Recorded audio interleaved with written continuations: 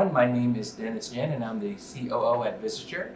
And over the last couple of years, we've had the opportunity to work with over a dozen B2B businesses, and fortunately we've learned a few things. So in this video, we're going to talk to you about the things you should think about when you're taking your B2B business online with Magento. Number one, believe in B2B e-commerce. A few of our clients are in what we call traditional B2B type environments where they have a distributed sales force all across the country, working directly with their customers, selling directly to their customers. And what we find is that several of these types of businesses, for whatever reason, believe that their customers don't use websites, they don't go online, that they'll never transact in a B2B e-commerce workplace. What's interesting about this line of thinking is that if you think 15, 20 years ago when B2C e-commerce was first introduced, there were similar reservations about even bringing e-commerce to the mass market. So selling cars online or selling real estate online, those were all very new, very controversial ideas 10 years ago. There are shoppers online. In fact, they probably have transacted on Amazon. And so using that framework and following that train of logic, then I have to believe that over time, those B2B customers that have traditionally relied on a direct salesperson or a direct phone call are going to quickly and easily transact to the digital e-commerce space because frankly, they're already doing it in their personal lives. So number two, know your systems and processes. In a B2B space, we find that our clients have grown slowly and incrementally over time, either organically or inorganically. As a consequence of that slow methodical growth, we found that their internal systems like their ERP and their CRM are either antiquated, so they were first stood up in the late 90s, early 2000s, or they're highly customized to fit their specific business needs and processes.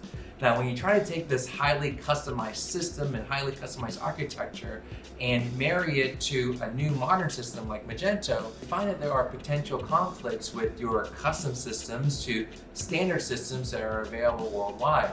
And so when you begin this journey of transforming your business into B2B e-commerce, it's important to identify and outline all of those unique systems and all those unique tools, all those unique processes that are inherent in your business, and consider whether or not you need to evolve those processes to fit standard technology, or if you need to customize your technology, especially Magento, to fit your custom systems and your processes. So number three, prepare your people.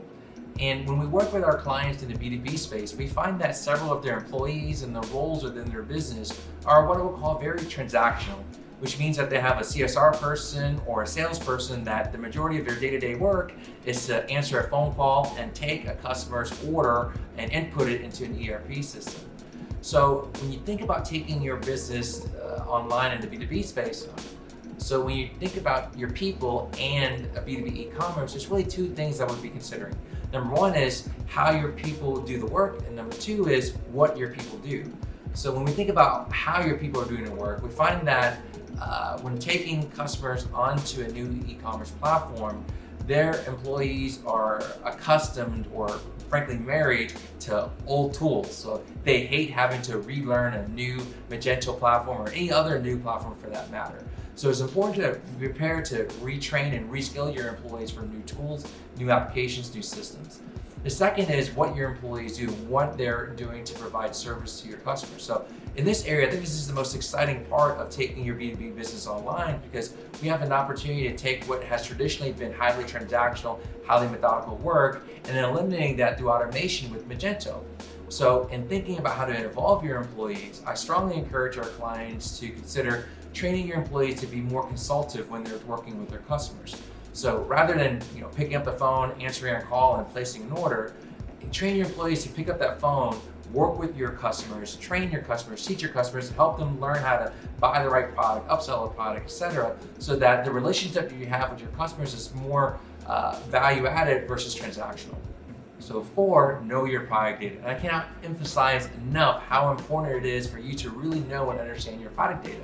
Some of our clients in the B2B space have product data that is geared more towards a technical buyer, so heavy engineering data that has specific industry language, specific industry jargon, very technical, sometimes more SKU based.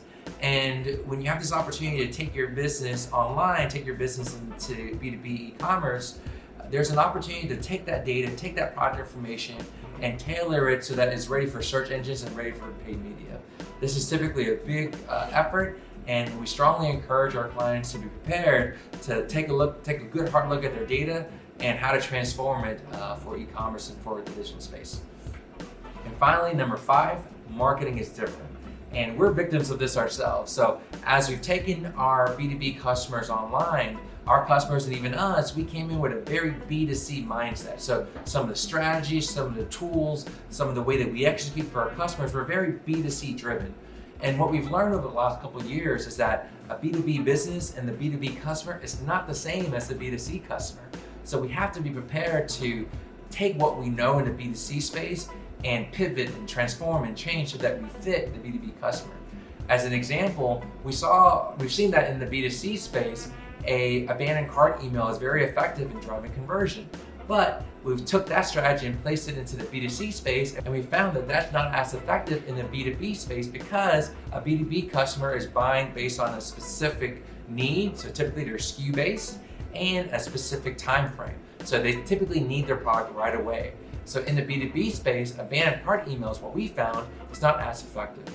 So strategies like that are to be evaluated very closely when you're looking to take your business online, and be prepared to pivot and evolve to fit your specific business need and your specific customers. So those are the 5 most common things we've seen across our portfolio of B2B clients. And I will say that there's a dozen other things that I've observed based on the nuanced types of businesses that are out there.